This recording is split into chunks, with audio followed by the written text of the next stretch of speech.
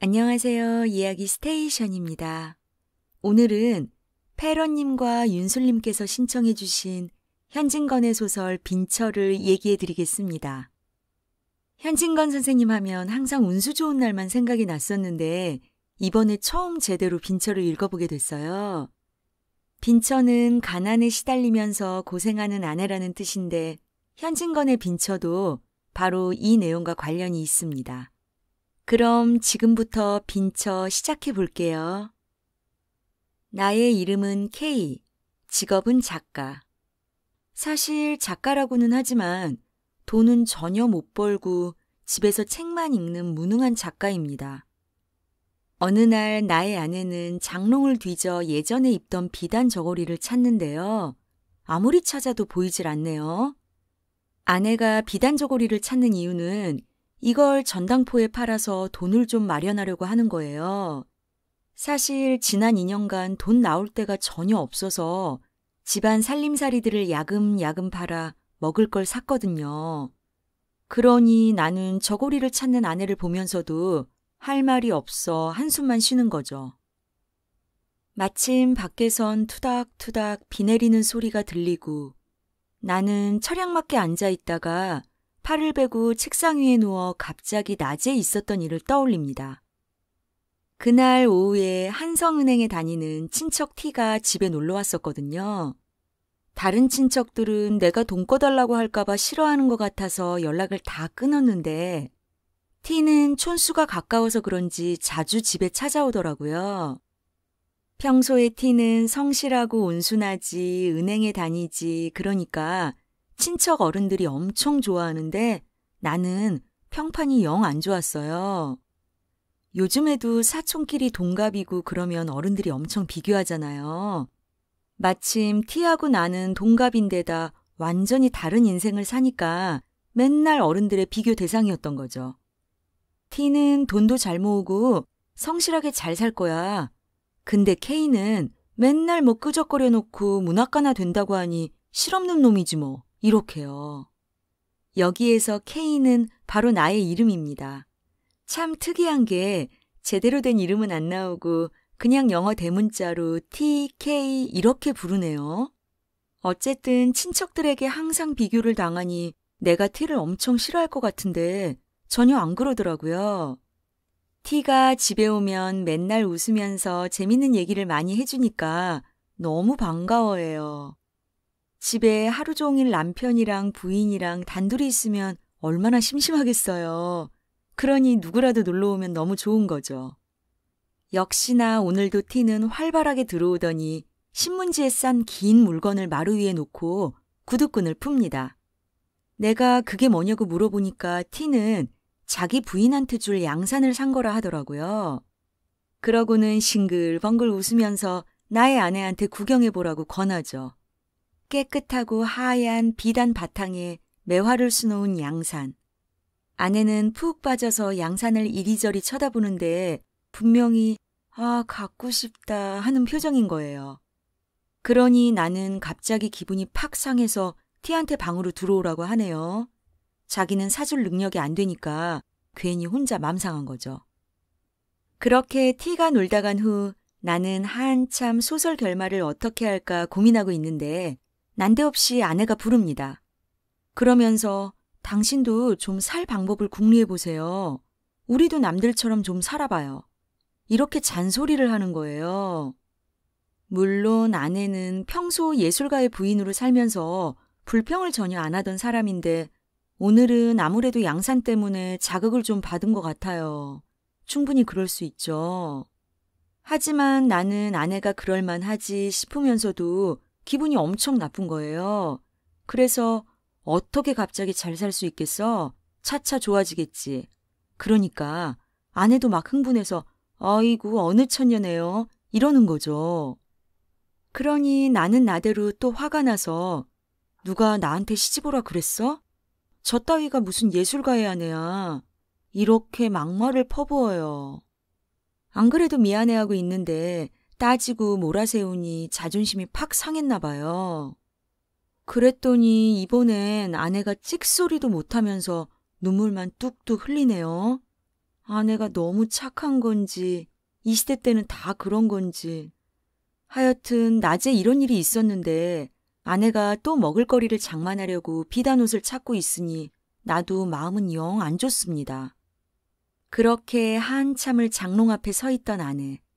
그러더니 갑자기 아 맞다 형님 오셨던 날 이러면서 더 이상 비단 저고리를 찾질 않습니다. 아내는 이미 그 저고리를 전당포에 팔았는데 하도 가난해서 이것저것 내다판 것이 많으니 다 기억을 못했던 거예요. 그렇게 한참을 말없이 서 있던 부부는 다시 대판 싸웁니다. 나는 너무 마음이 아프니까 자꾸 아내한테 시비를 거는 거예요. 이제 이렇게 사는 거 실증 나지? 점점 얼굴빛이 변하는데 뭘 이러면서요. 아이고 미안하니까 더 그러는 걸까요? 사실 6년 전 처음 결혼했을 때 나는 16살, 아내는 18살이었어요. 근데 결혼한 지 얼마 안 돼서 내가 공부 좀 해보겠다고 갑자기 집을 떠나요. 일본, 중국 이런 데를 막 떠돌아다니다가 돈이 다 떨어지니까 도중에 포기하고 돌아오거든요. 하지만 내가 집에 와보니 씹을 때 그렇게 예뻤던 아내는 이마에 벌써 주름이 생기기 시작하고 그렇게 변했더라고요. 요즘 같으면 이런 남편 기다려줄까요? 하여튼 그렇게 두 사람은 처가 덕분에 집이랑 살림살이 다 장만해서 살림을 시작하죠. 하지만 남편이 전혀 벌어다 주는 게 없으니 아내가 친정에서 이거저거 얻어와서 잘 먹이고 입히고 하다가 급기야 더 이상 버티질 못하고 옷이나 살림살이를 팔기 시작한 거였어요.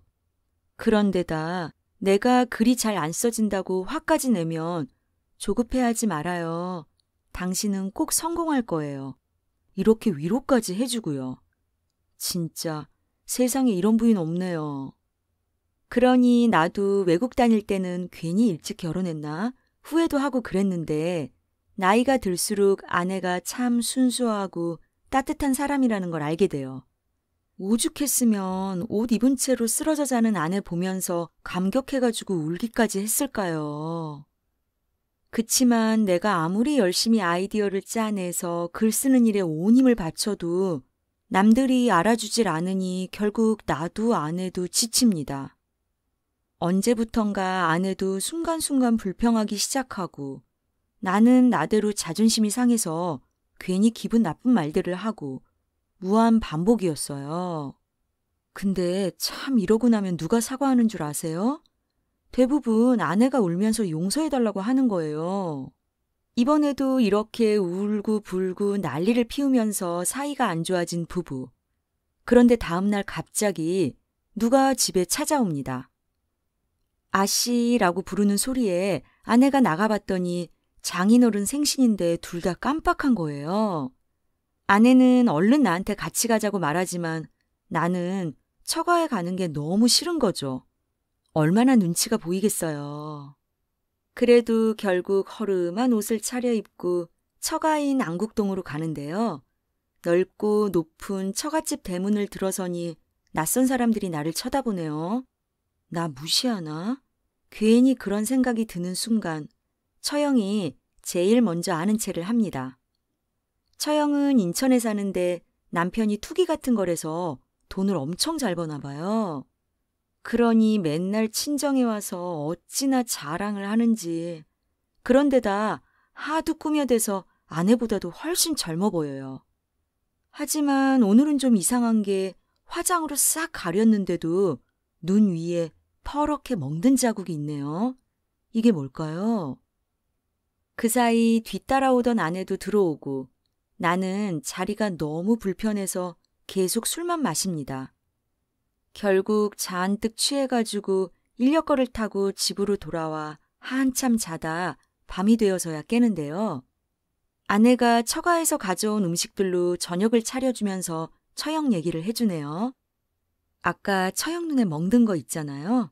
그게 돈 잘 번다는 남편이 마음에 드는 기생을 얻어서 집에만 오면 처형을 들볶고 때린다는 거였어요. 그러니 내가 뭐라고 했겠어요. 거봐, 돈 많으면 다 그런 짓 한다니까. 이렇게 아내한테 만족스러운 듯이 말하더라고요.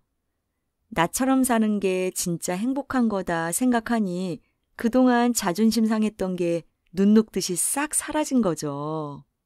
그런데 이틀 뒤 처형이 우리 집에 놀러 옵니다. 예쁘게 차려입은 데다 하인까지 데리고요. 근데 신문지에 싼 물건을 아내한테 쑥 내미네요. 본인 신발 사면서 아내 것도 하나 샀나 봐요. 그러면서 남편한테 졸라 돈을 받아서 이거저거 샀다고 또 엄청 자랑을 하기 시작해요. 하지만 이번엔 아내는 겉으로 칭찬하면서도 별로 부러워하는 것 같진 않더라고요. 언니가 남편한테 맞고 산다는 걸 아니까 행복해 보이지 않았던 거죠. 그러니 언니도 이번엔 남편 흉을 보기 시작하는데요. 실컷 같이 흉을 보다 갑자기 벌떡 일어서더니 집에 돌아가겠다고 하는 거예요. 남편이 집에 올 시간이 됐다고 기다릴까봐 가야 된다고요. 아무리 미워도 돈을 그렇게 많이 주니 꼼짝 못하나 봐요.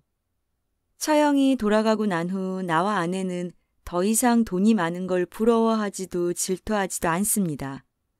이 부부는 오히려 처형을 안타깝게 생각하죠.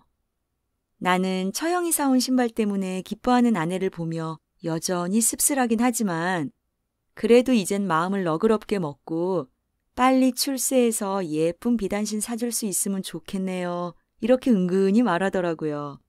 그 말에 아내가 얼마나 기뻐한지 몰라요. 남편이 화 안 내고 처음으로 이런 말을 해주니 얼마나 위안이 됐겠어요. 아내 역시 나한테 분명히 잘 될 거라고 힘을 실어주면서 두 사람은 꼭 껴안고 진정한 행복을 느끼죠. 이렇게 현진건의 소설 빈처는 끝이 납니다. 비록 돈이 없어 티격태격 싸울 때도 많지만 서로 위안을 주고 사랑하는 마음으로 하루하루를 살아가는 이 가난한 부부. 우리의 K씨가 꼭 작가로 성공해서 아내한테 예쁜 양산에 비단신을 마음껏 사줄 수 있으면 좋겠네요. 이 소설은 자전적 성격을 가진 작품이라고 알려져 있는데요. 작가 스스로 가난 속에서도 무엇이 진정한 행복인지를 얘기해보고 싶었던 게 아닐까 싶습니다. 그럼 오늘의 이야기는 여기에서 끝내고요. 다음에 더 재미있는 이야기로 찾아올게요. 감사합니다.